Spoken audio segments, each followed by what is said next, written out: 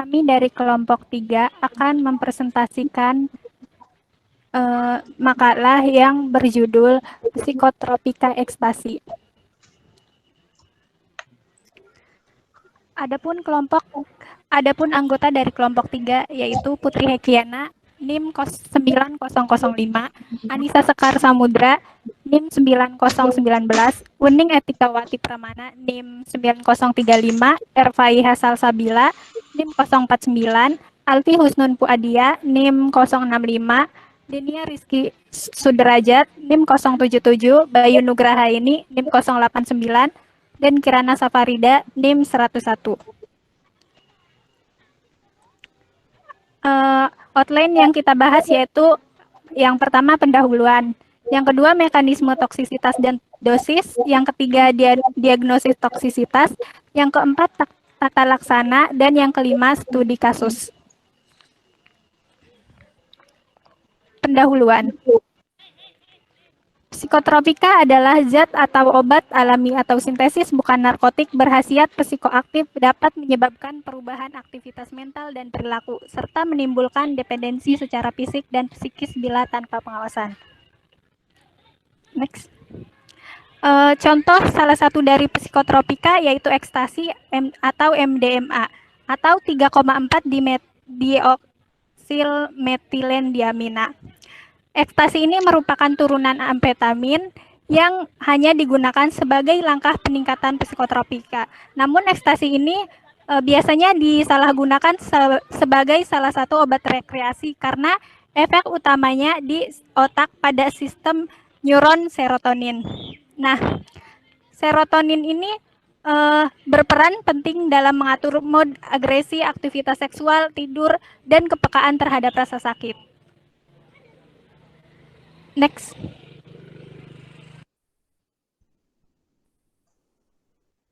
Mekanisme toksisitas dan dosis. Mekanisme dari ekstasi ini, pertama, ekstasi yang bentuknya seperti serotonin akan masuk melalui SERT atau serotonin transporter. Lalu yang kedua akan mengganggu VMAT dalam menyimpan serotonin.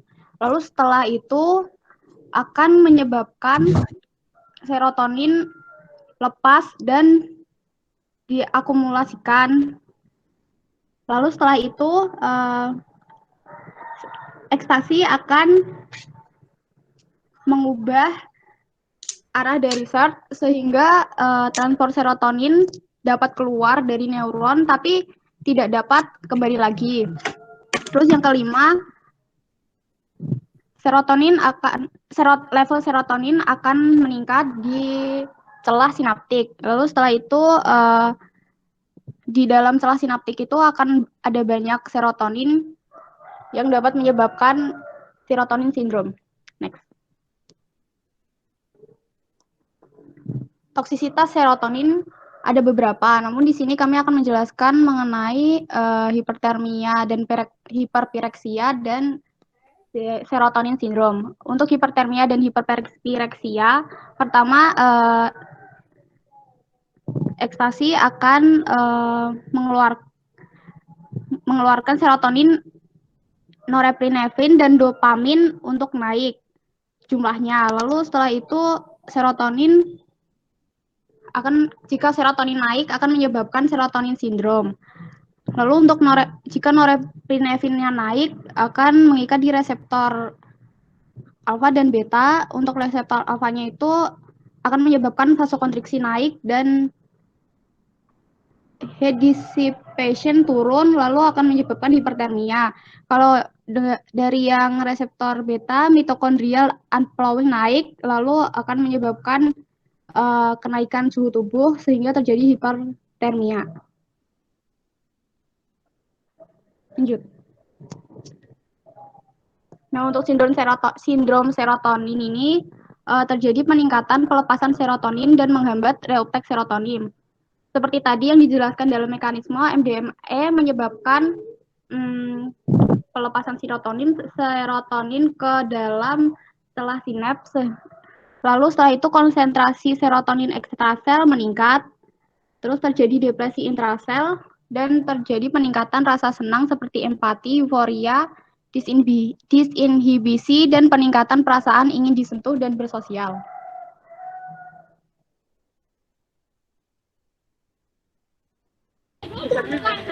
Untuk dosis ekstasi yang biasa digunakan untuk rekreasi menghasilkan kadar dalam darah 100 sampai 250 mikrogram per liter dengan dosis 0,1 sampai 0,25 0,1 sampai 0,25 miligram per liter.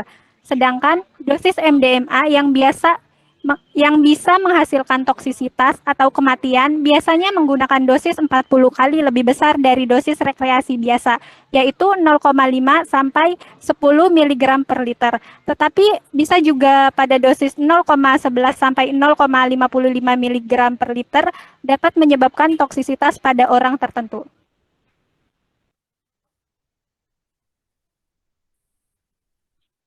Yang selanjutnya yaitu diagnosis toksisitas. Nah, diagnosis toksisitas biasanya dilakukan dengan melihat riwayat pasien dan hal-hal yang dapat membuktikan bahwa pasien mengalami toksisitas. Berikut merupakan gambaran klinik dari toksisitas ekstasi.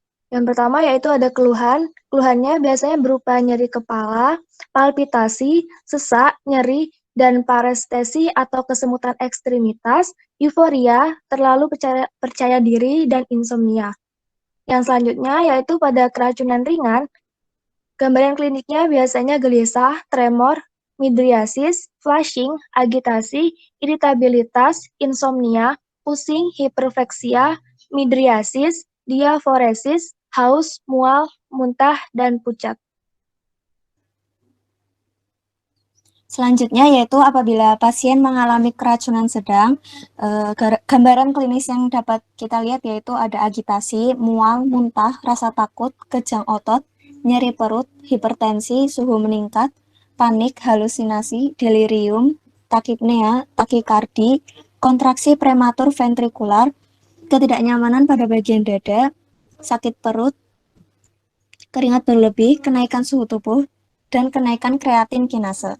Kemudian, bagi pasien yang mengalami keracunan berat dapat mengalami kejang-kejang, gejala vokal SSP, koma, aritmia, hiperpireksia, koagulopati, DIC atau koagulasi intravaskular diseminata, ARDS atau sindrom gawat napas akut, GGA atau gagal ginjal akut, shock, meninggal, hiperpireksia, kegagalan hepar, edem pada paru, ketidakseimbangan elektrolit berat, yaitu elektrolit K lebih dari 6,5 mili per liter dan natrium kurang dari 125. Kemudian ada rhabdomyolysis, disritmia ventrikular berat.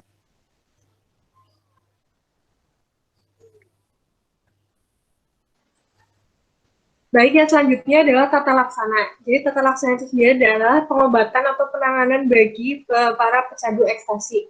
Penata laksanaan bagi pecandu ekstasi ini sendiri dilakukan sesuai fase kecanduannya. Jadi sampai di mana kecanduannya itu berada. Lalu selanjutnya penanganan medis terutama diberikan pada pasien yang sudah akut. Selanjutnya, tata laksana psikiatri untuk melepaskan kecanduannya setelah sudah tidak menggunakannya lagi, agar tidak kecanduan. Selanjutnya, yaitu ada yang pertama indikasi rawat inap. Tidak semua pasien dengan pecandu ekstasi ini harus dirawat inap. Jadi hanya pasien-pasien dengan gangguan organik yang jelas disarankan untuk dilakukan rawat inap dan observasi untuk tata laksana lebih lanjutnya. Jadi pasien-pasien yang disarankan untuk rawat inap itu bisa dengan paranoid yang menetap, terus juga pasien yang mencoba untuk bunuh diri, terus disforsia yang hebat, gangguan mental lain seperti komorbid seperti depresi, gejala psikosis, dan gangguan kepribadian. Itu juga disarankan untuk rawat inap. Selanjutnya, persiapan rujukan. Untuk pasien dengan kecanduan ekstasi ini sendiri biasanya tidak menyadari kecanduan yang dialaminya. Untuk itu, diperlukan keluarga dan orang-orang sekitar untuk mengenal tanda-tanda kecanduan yang dialaminya. Keluarga dari pecandu biasanya dibawa ke dokter dengan jika mengalami kejadian seperti berikut. Yang pertama, pecandu tidak dapat berhenti menggunakan obat-obatan. Yang kedua, pecandu terus menggunakan obat meskipun menyebabkan gangguan pada penderita. Lalu, pecandu menunjukkan gejala perilaku beresiko, misalnya penggunaan jarum suntik bergantian dan perilaku seksual beresiko. Dan selanjutnya ada tanda-tanda withdrawal. Withdrawal ini adalah gejala fisik atau mental yang terjadi setelah berhenti atau mengurangi asupan obat. Jadi apa aja sih yang tanda-tanda withdrawal ini? Selanjutnya. Ya, pas pecandu harus dibawa ke rumah sakit bila ditemukan tanda-tanda withdrawal seperti berikut ini. Yang pertama, mengalami overdosis, adanya perubahan kesadaran, sulit bernafas, kejang, tanda-tanda serangan jantung, adanya gejala fisik dan psikologi yang berat. Untuk itu, pasien dengan menunjukkan gejala-gejala ini harus segera dibawa ke rumah sakit. Lalu selanjutnya ada tata laksana akut. Tata laksana akut ini ada beberapa bagian. Yang pertama ini dilakukan penilaian resiko, di mana penilaian resiko ini dilakukan dengan melihat dosis yang pasien gunakan dengan dosis pada literatur yang seharusnya. Lalu yang kedua ada stabilisasi dan rehidrasi, di mana penata laksanaan ini diberikan sifatnya ini simptomatik, guna menangani gejala yang dialami seperti agitasi, hipertensi, kejang, dan hipertermia. Hidrasi ini diberikan dengan cairan salin normal dengan memperhatikan output urin 2 hingga 3 ml per kilogram BB per jam. Tata laksana pada saat akut termasuk diantaranya adalah untuk menjaga patensi jalan napas dan observasi ketat. Salah satunya adalah observasi mengenai suhu. Selanjutnya ada tata laksana kejang, karena pengguna juga bisa mengalami toksisitas berupa kejang. Biasanya dilakukan dengan memberikan benzodiazepin seperti lorazepam, diazepam, ataupun midazolam. Selanjutnya, masih di tata laksana akut, poin selanjutnya adalah tata laksana hipertensi dan hipotensi. Apabila hipertensi, biasanya akan diberikan benzodiazepin, vasodilator nitrogliserin, ataupun nitroprusid. Nah, apabila hipotensi, biasanya diberikan cairan ataupun vasosupresor. Contohnya ini norepinefrin. Dan yang kelima, ada tata laksana gangguan metabolik dan kardiovaskular.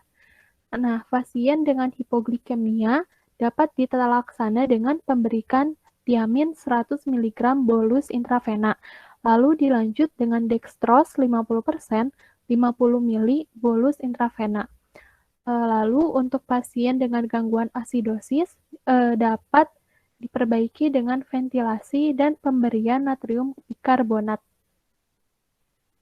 Selanjutnya ada tata laksana kronis. Tata laksana kronis juga ini juga dibagi menjadi beberapa tahapan. Yang pertama ada medikamentosa. Jadi di tahapan medikamentosa ini sebenarnya tidak ada antidot yang spesifik dalam penanganan intoksikasi dari psikostimulan. Salah satunya itu ekstasi. Nah, sampai saat ini belum ada terapi farmakologis yang disetujui oleh FDA yang mengatasi amfetamin dan cocaine use disorder. Nah, salah satunya ini ekstasi. Selanjutnya ada terapi suportif. Terapi suportif ini terapi yang berupa terapi psikososial, di mana terapi psikososial ini lebih ke terapi individu antar individu maupun sosial. Nah, jadi terapi psikososial ini termasuk juga dengan CBT atau Cognitive Behavioral Therapy, atau terapi berbasis penguatan komunitas, kontingensi manajemen, atau kombinasi dari modalitas tersebut. Seperti yang nanti akan dibahas di poin selanjutnya. Yang selanjutnya ada CBT atau Cognitive and Behavioral Therapy. terapi CBT ini berfokus pada belajar pada pola yang maladaptif dan meningkatkan mekanisme coping untuk mencegah kekambuhan kembali. Dalam terapi ini, sebuah perilaku diubah dengan menerapkan perilaku lain yang sifatnya reward and punishment. Selanjutnya, masih tata laksana kronis, poin selanjutnya ada contingency management, di mana contingency management ini mempunyai perbedaan mendasar dari modalitas lainnya, yaitu pada contingency management terdapat faktor eksternal yang dipakai sebagai sarana dalam mencapai tujuan jangka pendek. Nah, studi ini menemukan bahwa CBT saja tidak menunjukkan perubahan penyalahgunaan kokain yang bermakna pada pasien. Namun apabila CBT yang disertai dengan terapi suportif dapat menunjukkan penurunan penyalahgunaan dari ekstasi ini, contohnya ini dari contingency management tadi.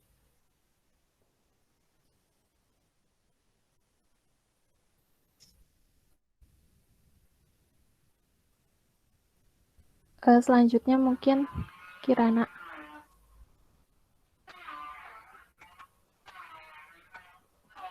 Baik, yang selanjutnya adalah tata laksana bagi pasien-pasien yang withdrawal.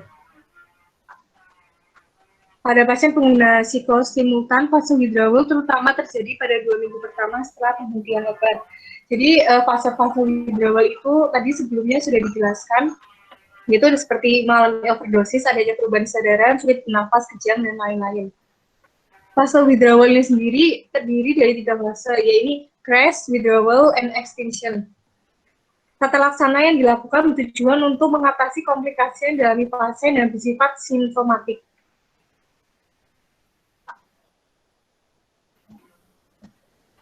Terapi farmakologis yang dapat diberikan untuk mengurangi aktivitas stimulasi dopaminergic, noradrenergic, atau serotoninergic dapat diberikan desipramine, bromokriptin, amastadin, dan selektif serotonin reuptake inhibitor. Pasien dengan gangguan mood dapat diberikan lithium atau karbamazin. Pada pasien dengan gejala kronis yang jelas dapat dipertimbangkan pemberian antipsikotik seperti olanzapine.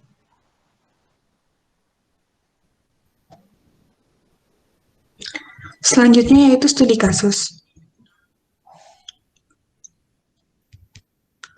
Studi kasus kali ini terjadi pada seorang pemuda berumur 20 tahun, yaitu pengguna kronis ekstasi yang mengonsumsi MDMA atau ekstasi yang dicampur dengan benzilpiperazin atau BZP dan MDA, yang bila ditotal mengonsumsi hingga 450 hingga 500 mg dalam bentuk serbuk yang dimasukkan dalam kapsul bening. Setelah mengonsumsi kapsul tersebut, dia dilarikan ke UGD karena perubahan status mental dan hipertermia. Setelah meminum dosis pertama, pasien menjadi berlarian penuh dengan energi, midrasis, dan nystagmus bilateral. Selanjutnya, pasien meminum dosis kedua dan terakhir. Setelah meminum dosis kedua dan terakhir, pasien mulai berguling-guling di lantai dengan keadaan tidak responsif dan mendengus. Kemudian wajah pasien menjadi pucat, bibir menjadi biru, dan kulitnya hangat saat disentuh. Untuk pertolongan pertama, teman pasien memberikan kompres dingin, namun kurang efektif karena kompres tersebut cepat kembali menjadi panas. Selanjutnya, tubuh pasien menjadi kaku, dan teman-teman pasien memasukkan pasien ke dalam bak mandi berisi air dingin dan es. Namun hal itu tidak terlalu efektif. Gejala terakhir dari pasien yaitu gelisah dan emosi berlebih.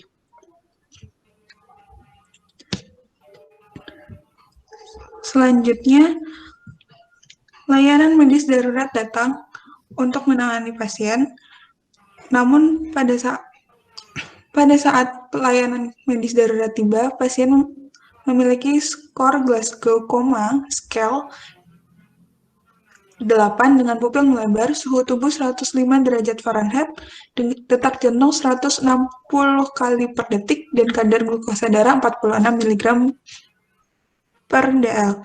Kemudian pasien secara tiba-tiba mencapai suhu maksimum, yaitu 106,3 derajat Fahrenheit, dan Glasgow Coma Scale-nya turun menjadi 5.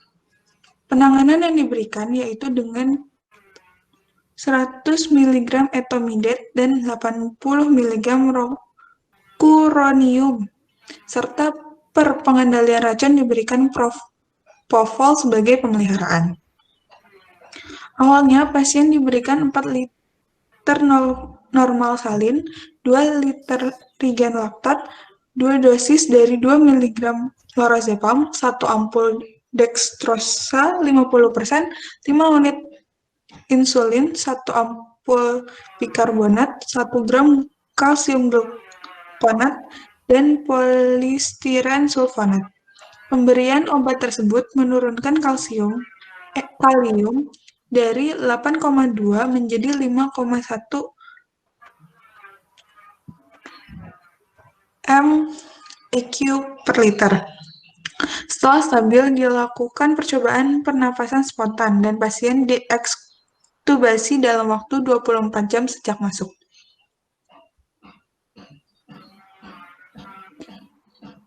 Pasien memiliki riwayat medis masa lalu biasa-biasa saja.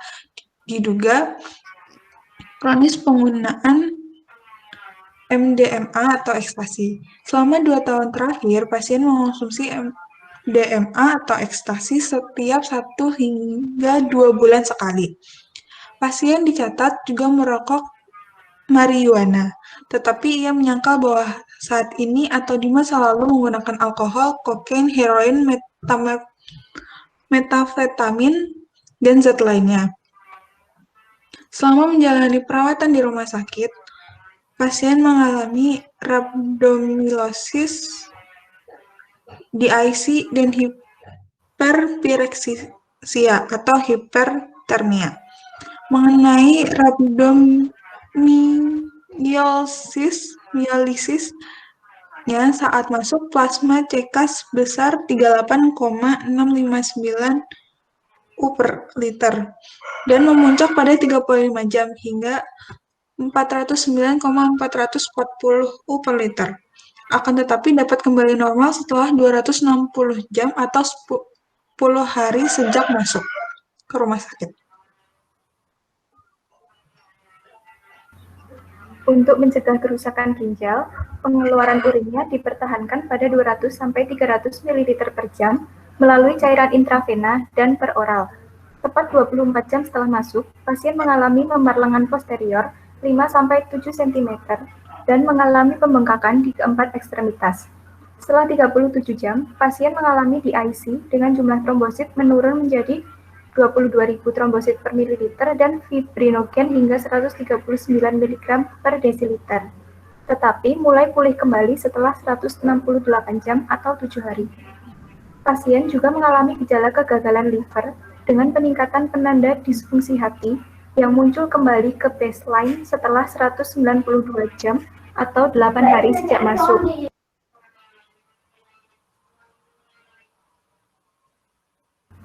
Pasien mengalami hiperpireksia dan hipertermia selama sekitar 168 jam atau 7 hari.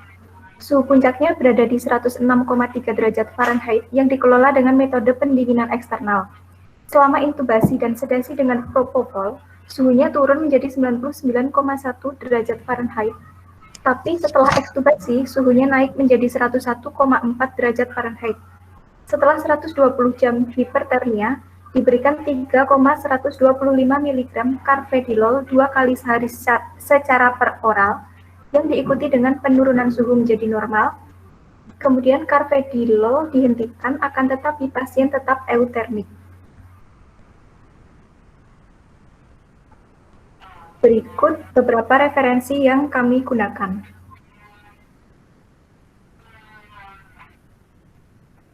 Sekian presentasi dari kelompok kami. Kurang lebihnya mohon maaf. Wassalamualaikum warahmatullahi wabarakatuh.